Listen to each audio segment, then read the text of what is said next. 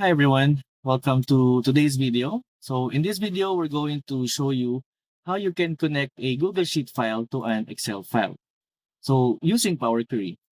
Now, in order for you to do that, you have to use Power Query of Excel.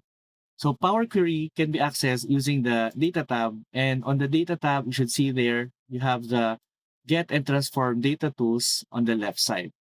Now, just to give you an idea, Power Query is used to get data from another data source externally or maybe somewhere in your local file and transform that data into something usable. Actually, before, in the earlier versions of Excel, this tab group over here, the Get and Transform Data now, was actually called New Query because that's technically the precursor of Power Query. But now it's just named Get and Transform Data, maybe for something simpler. Now, for you to get that data from another source, you can just go to the Get Data tab over here and choose wherever you want to get the data from. So you can actually get data from another file like Excel or CSV or even a PDF or an entire folder or another database like SQL servers, Oracle, Sybase, SAP, SAP. So all of these are databases, and take note that these are also considered external data. If you're going to get data from these databases, the next step would be for you to put in your credentials, your username and password. And then once it's authenticated, then you can now access the databases or the files in the server. Okay, so that's how you do it if you're going to go for these data sources. But for this video, we're going to use just Google Sheets in order to get the data or get data into Excel. You can also check out other data sources available like the from online services where you can get data from SharePoint, from Dynamics, from Salesforce, or Azure, or other data sources that you can see here.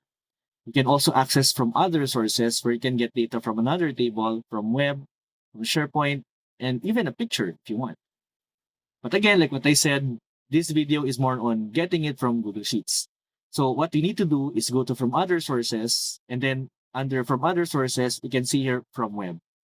So once you click that from web, the next step that Excel will going to ask you is to give or paste the URL of the file Google Sheet that you want to send into Excel. Now for that, we need to go to Google Sheets. Now, a common mistake of those who try to do this is that they paste the URL as they see in the browser.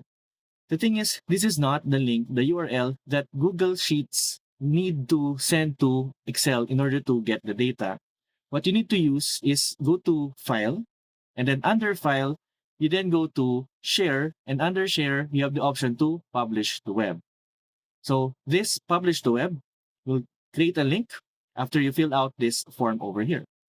Now, the first step that you must do in this publish to the web window is you have to identify which worksheet are you going to publish over the web.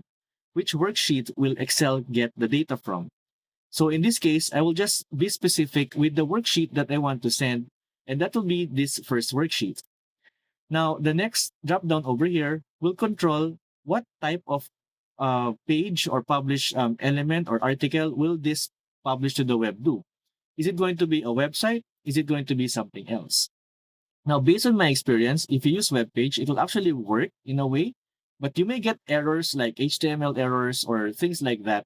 And the best option that I notice is the CSV data type or web type. So I'll change this to comma separated values in order to publish the web, but in a CSV form, not in a web form. So now that I have this, I will now click publish.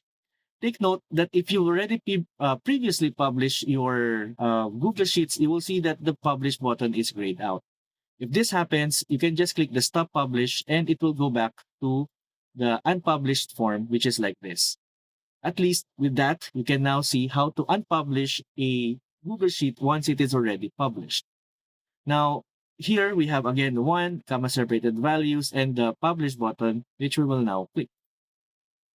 You will then be prompted to confirm whether you really want to publish this document. And this is a warning that you actually need to be really careful to accept or not, because technically what's happening is that you're publishing to the web. So meaning anyone can have an access to your file if you send them the link or if the link sort of like leaks out to other people. that may be a data privacy concern for your organization or for you. So you have to make sure that if you're going to do this, you are accepting the risk, and at the same time, maybe you are aware of who you're sending the link to. Because honestly, publishing to the web is technically okay, at least for me, as long as you don't send the link to other people. So just click OK if you're okay with that risk. And then you will now see that you now have the URL over here. And once you have the URL over here, you can now copy it. And just to let you know, this link can actually be sent to other people. And if they click that link or paste that link in the browser, they will not get a web page because that's not how we publish the file, but instead a CSV file being downloaded over the net. Now, this is exactly what we want to happen in Excel. We want Excel to pick up that CSV file and not in the web.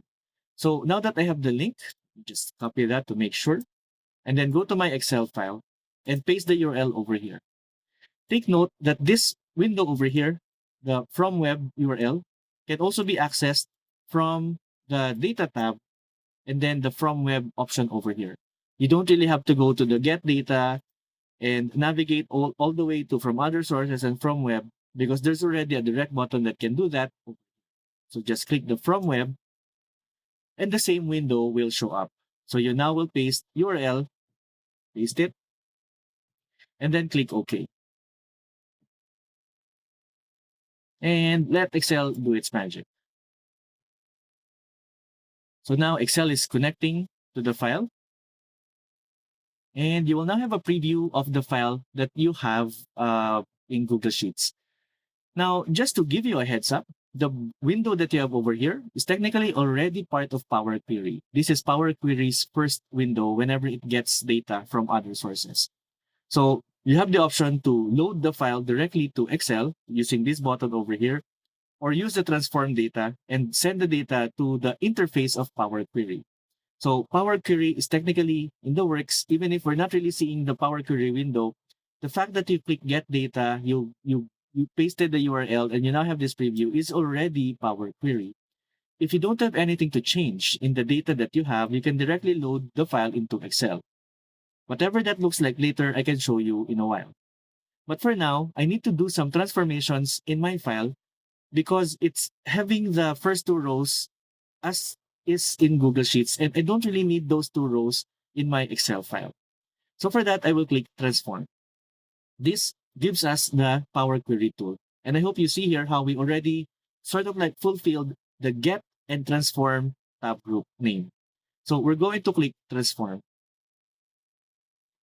Okay, so once you click Transform, the Power Query will then load into your screen.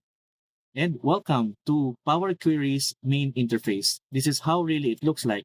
It's technically a program within another program. It's a window that has its own maximize, exit, it has its own tabs, and all the complete things. It's not just an application, it's more of like a sub program, if you may.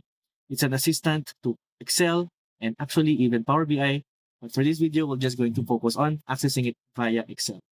So now we have the preview of the file in our main screen, and we want to remove these two rows. So using Power Query, we can remove these elements without doing anything in the Google Sheet. So all you have to do is go to the Home tab. And then under Home tab, you should see there, Remove Rows. If you drop it down, you will see several options on which rows you want to remove. Do you want to remove top rows? Do you want to remove bottom rows? Do you want to remove duplicates and so on?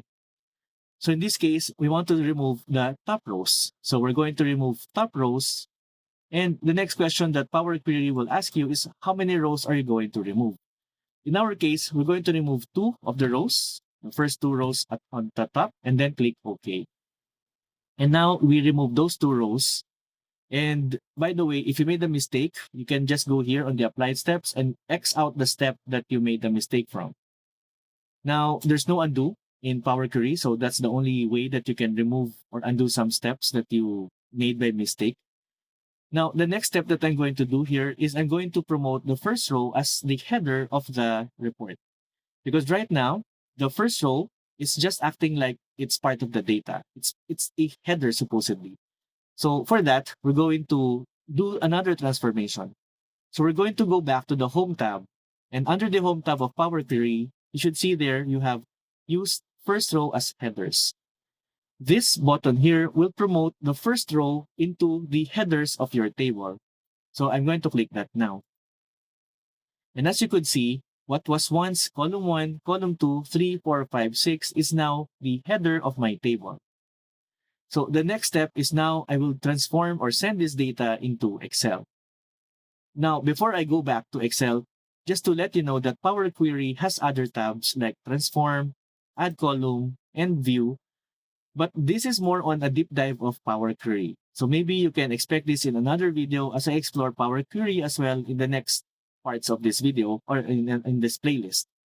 But for now, I'm going to go to Home and click Close and Load.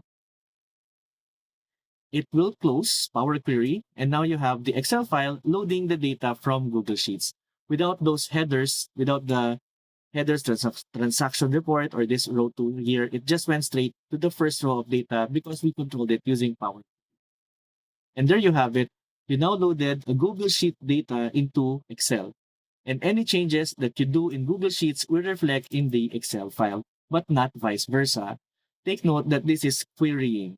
And querying means you have the original data source from wherever, a server, a table, another file, and you're going to get the data from that data source into your current file. That's querying. Syncing is when changes happen on both ends. So if I do some change here, Google Sheet will change. That's called syncing. And the thing is, Power Query is not a syncing tool. It's more of a query tool. Well, the name already implies that. So all you can do is do changes here. And if you want to see some changes in your table in Excel, you can simply right click here on the table and click refresh. From that point on, you can now use this table to create formulas, to create pivot table, or whatever you intend to do in the data in Excel. If you have any questions, feel free to use the comment section. And with that, this technically ends the video. We already loaded the Google Sheet file into Excel. If this video helped you, we hope that you like and subscribe in this channel. It really helps us a lot in keeping up with the algorithm. And that's it for today. And I'll see you in the next video.